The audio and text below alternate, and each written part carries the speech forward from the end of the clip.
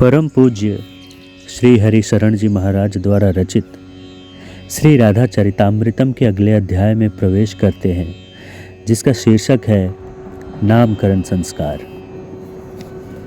जय जय श्री राधा कृष्ण। ब्रह्म की जो आराधना करे वो राधा, नहीं, ब्रह्म जिसकी आराधना करे वो राधा। श्री राधा प्रेम है, प्रेम का मूर्तिमान स्वरूप है श्री राधा। प्रेम का सच्चा अधिकारी कौन? प्रेम का अधिकारी तो वही है जो अपने आप को प्रियतम में मिटा देने की हिम्मत रखता हो। अपना अस्तित्व ही जो मिटा सके उसे ही कहते हैं प्रेम। मात्र रह जाए प्रियतम, मैं मिट जाऊं, मैं न रहूं, बस तू रहे। हे बज्रनाभ, इस प्रेम के रहस्य को समझना सरल नहीं है। निस्वार्थ की साधना किए बगैर ये प्रेम साधना अत्यंत कठिन है। जो मात्र इससे क्या लाभ, उससे क्या फायदा, इसी सोच से चलते हैं, वो इस प्रेम के अधिकारी नहीं है। हे यादवों में श्रेष्ठ बज्रनाभ, श्री राधा उस भाव उन्माद का नाम है जो अपने प्रेमास्पद के सिवा और कुछ चाहता ही नहीं। इतना कहकर फिर थोड़ी देर रुक गए महर्षि सांडिल्य।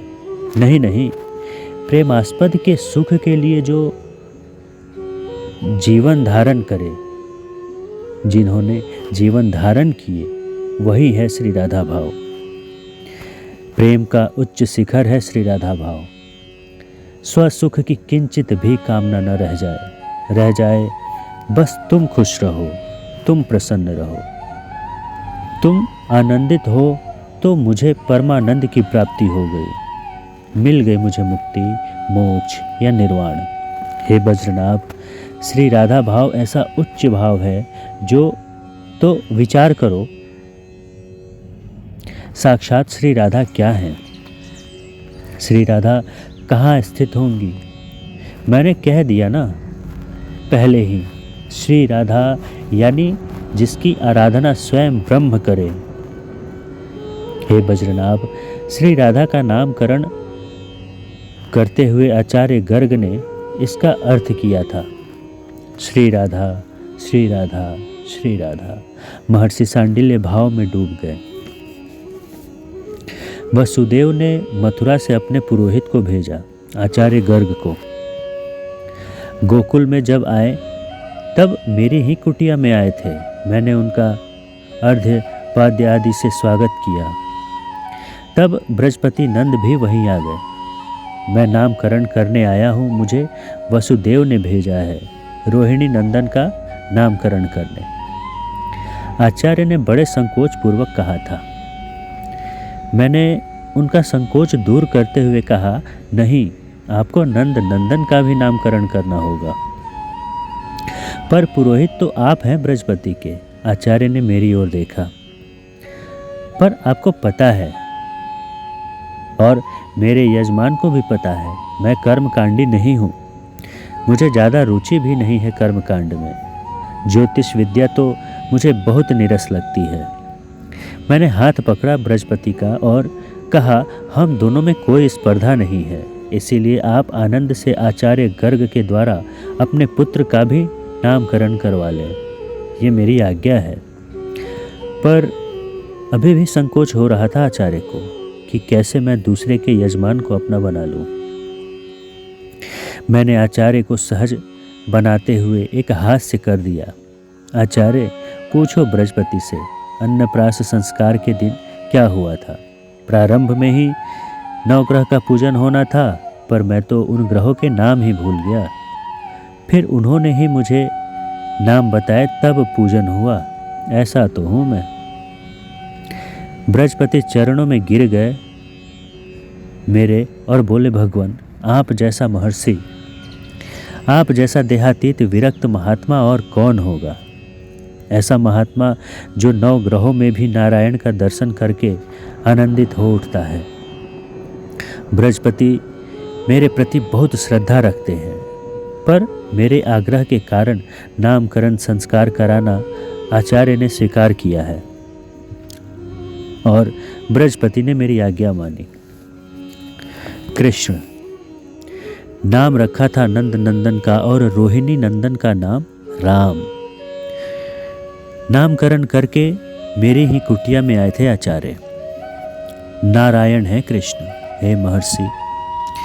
मैंने उनके चरणों में वो चिन्ह देखे जो चिन्ह नारायण के चरणों में है। गदगद भाव से बोल रहे थे आचार्य गर्ग, क्या इनकी आह्लादिनी के दर्शन नहीं करोगे? मैंने मुस्कुराते हुए पूछा। क्या उनका भी प्राकट्य हुआ है?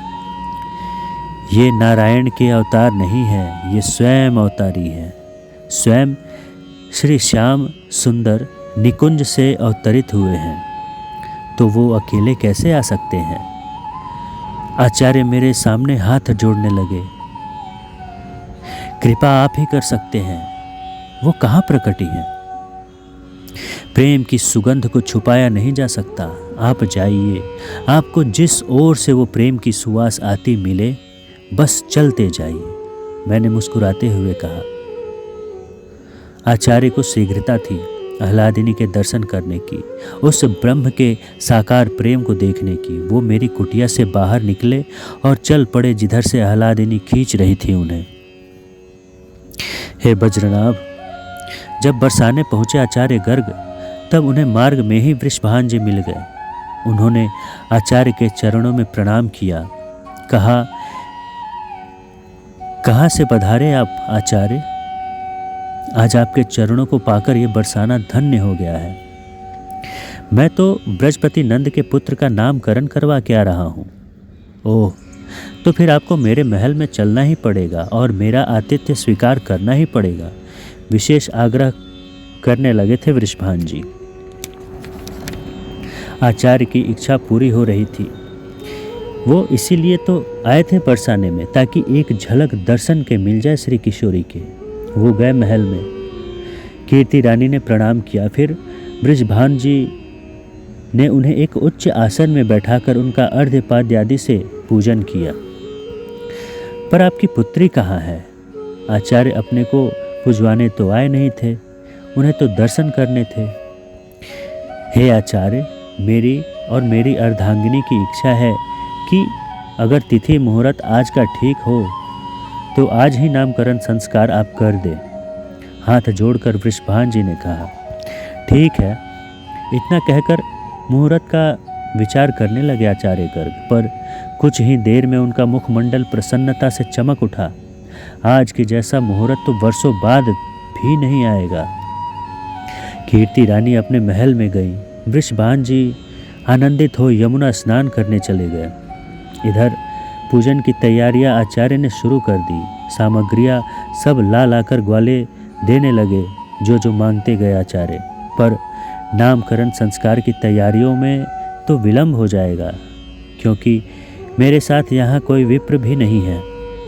महर्षि सांडिल्य ने मुझे गोकुल में 7 विप्र दिए थे। हे वज्रनाभ, इतना सोच ही रहे थे आचार्य कि तभी आकाश मार्ग से 9 योगेश्वर उतरने लगे बरसाने में। उनके साथ साथ ऋषि दुर्वासा भी आ गए। आप? चौंक कर उठ खड़े हुए आचार्य गर्ग। हाँ, आह्लादिनी के दर्शन का लोभ हम भी छोड़ नहीं पाए, इसीलिए हम भी आ गए, ऋषि दुर्वासा ने हंसते हुए कहा। इनके दर्शन का लोभ स्वयं ब्रह्म नहीं त्याग पाते तो हम क्या हैं? हमको सेवा बताइए, हम आपकी सहायता करेंगे आह्लादिनी के नामकरण संस्कार में। कृपा करें। 9 योगेश्वरों ने हाथ जोड़े। अच्छा ठीक है, आप लोग अपना परिचय छुपाइएगा, बरसाने में किसी को पता ना चले, क्योंकि प्रेम जितना गुप्त रहता है वो उतना ही खिला और प्रसन्न रहता है। बड़ी प्रसन्नता से आचार्य गर्ग की बात सबने मानी और तैयारियों में जुट गए। हो गई सारी तैयारियां। महाराज और रानी को बालिका के साथ बुलाया जाए, आचार्य ने महल के सेवकों से कहा। तभी सबने देखा रेशमी पीले वस्त्र पहने सूर्य के समान दिव्य तेज वाले वृषभान जी सुंदर सी पगड़ी बांधे आए। उनके साथ उनकी अर्धांगिनी कीर्ति रानी। वो तो ऐसी लग रही थी जैसे स्वर्ग की अप्सरा भी लज्जित हो जाए, पर सबकी दृष्टि थी कीर्ति रानी की गोद में। दाहिने भाग में कीर्ति रानी बैठी, कीर्ति रानी के बाएं भाग में वृषभान जी विराजे हैं। पर ये क्या? आचार्य गर्ग स्तब्ध हो गए, मानो मूर्तिवत। आचार्य ही क्यों, महर्षि दुर्वासा और नौ योगेश्वर भी।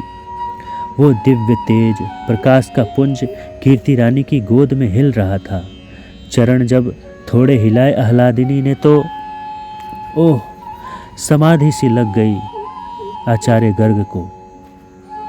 चक्र, शंख, गदा, पद्म सारे चिन्ह हैं। जो जो चिन्ह श्री कृष्ण के चरणों में है, वही चिन्ह आह्लादिनी के भी चरण में है। समाधि लग गई। चरण के नख से प्रकाश प्रकट हो रहा है। वो प्रकाश ही समस्त विश्व को प्रकाशित कर रहा है। आचार्य, आचार्य, आचार्य। निकट जाकर वृषभान जी को झकझोरना पड़ा आचार्य गर्ग को। तब जाकर वो उस दशा से बाहर आए। नामकरण संस्कार शुरू की जाए। हाथ जोड़कर प्रार्थना की। हाँ, सब कुछ विचार किया आचार्य ने। मेरी गोद में एक बार लाली को। पता नहीं क्यों आचार्य होने के बाद भी कीर्ति रानी से प्रार्थना की मुद्रा में ही हर बात कह रहे हैं गर्ग। आप आज्ञा करें आचार्य, आप हाथ न जोड़े, वृषभान जी ने मुस्कुराते हुए कहा और कीर्ति रानी को इशारा किया। कीर्ति रानी ने आचार्य गर्ग की गोद में दे दिया लाली को। दर्शन करते ही और अपनी गोद में पाते ही देह सुध पूरी तरह से भूल गए आचार्य। राधा, राधा, राधा, यही नाम होगा इन बालिका का। आचार्य गर्ग के मुख से ये नाम सुनकर वृषभान जी ने दोहराया। कीर्ति रानी भी आनंदित हो उठी। बहुत सुंदर नाम है, राधा, राधा, राधा। पर इसका अर्थ क्या होता है? कीर्ति रानी ने पूछा। आंखें चढ़ी हुई है आचार्य की। उनको देखकर ऐसा लगता है जैसे वो इस लोक में है ही नहीं। स्वयं अस्तित्व जिसकी आराधना करे वो राधा, स्वयं ब्रह्म जिसकी आराधना करे वो राधा। राधा। ऋषि दुर्वासा आनंदित हो उठे।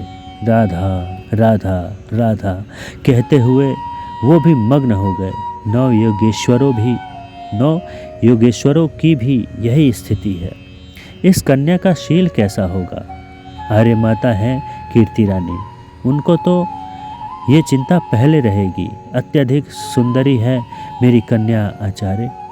कहीं ये शील संकोच को गुमाकर हंसे आचार्य।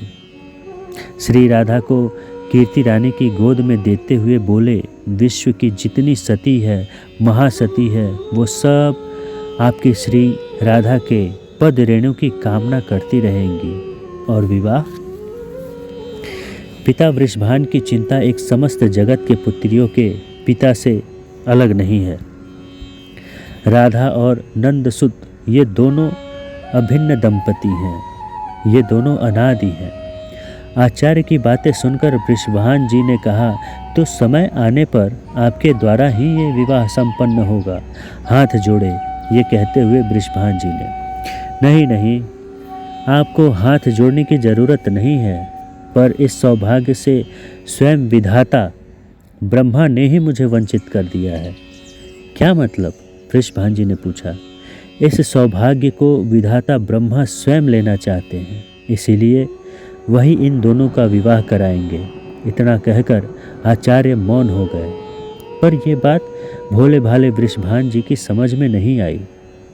पर इतना समझ लिया कि मैंने जो वचन दिया है व्रजपति नंद को कि नंद नंदन और राधा इन दोनों का परिणय होगा। हे बज्रनाभ, ये राधा नाम है। इस नाम का जो नित्य जाप करता है उसे पराभक्ति प्राप्त होती है। वो सहज धीरे धीरे प्रेम स्वरूप बनता जाता है। उसके हृदय में आह्लाद नित्य ही वास करने लगता है। इतना कहकर महर्षि सांडिल्य आह्लाद और आह्लादिनी के विलास का रस लेने लग गए थे, क्योंकि सर्वत्र सर्वत्र उन्हीं का तो विलास चल रहा है। पराभक्ति प्रदायिनी करी कृपा करुणा निधि प्रिय। जय जय श्री राधा कृष्ण।